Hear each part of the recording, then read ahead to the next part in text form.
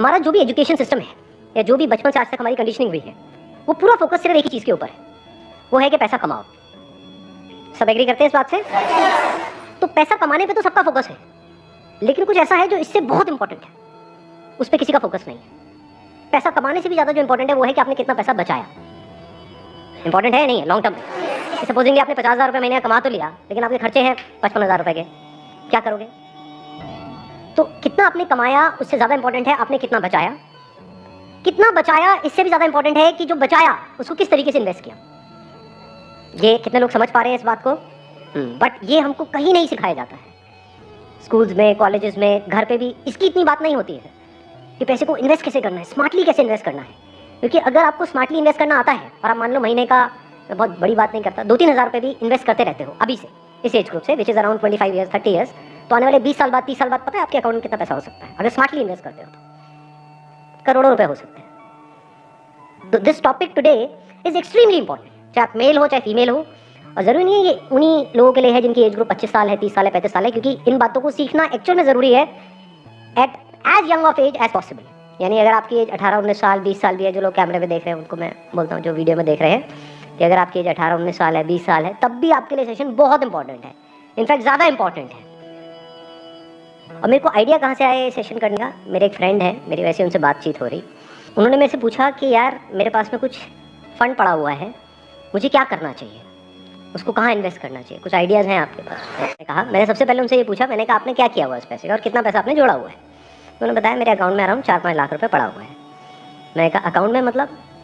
कहते savings account. And it's a huge blunder. और आप में से भी बहुत सारे लोगों के अकाउंट में पैसा पड़ा होगा। कितने ऐसे हैं यहाँ पर? सेविंग अकाउंट में इंटरेस्ट कितना है पता है? 3%, 3.5%। इन्फ्लेशन कितनी है? इन्फ्लेशन पता है ना हम सबको क्या है? मान लो आज हम पेट्रोल खरीदते हैं, कितने का है पेट्रोल? कितने रुपए लीटर है? 73। ये आज से 20 साल पहले कितने का था? 20-25 रुपए का। तो 25 रुपए से बढ़ करके आज कहाँ हो गया है? 73 पे पहुंच गया। तो ऑलमोस्ट 3 गुना बढ़ गया है। तो अगर वो पैसा आपके सेविंग अकाउंट में पड़ा होता तो क्या वो 3 गुना बढ़ जाता? तो आप लॉस में हो।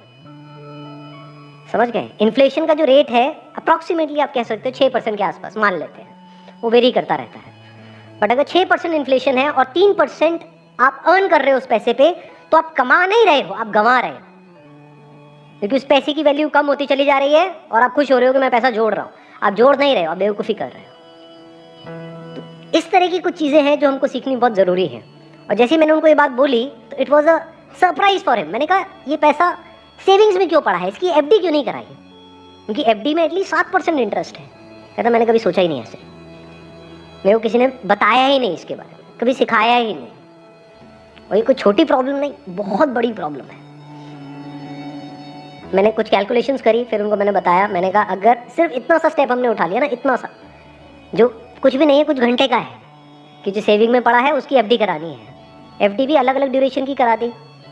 कुछ जो हमको पता है कि अभी इमीडिएटली काम नहीं आना है, उसकी मान लो 3 साल की करा दी। कुछ लगता है इमीडिएटली काम आना तो 6 महीने की एफडी करा दी। अगर इतना सा भी हमने स्टेप उठा लिया तो अगले आने वाले 20 साल बाद कितने का फ़र्क पड़ जाएगा? Any idea?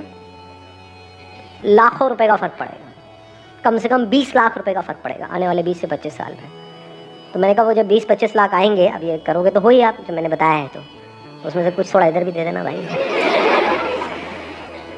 आपने कितना पैसा कमाया उससे इम्पोर्टेंट क्या है? कितना बचाया।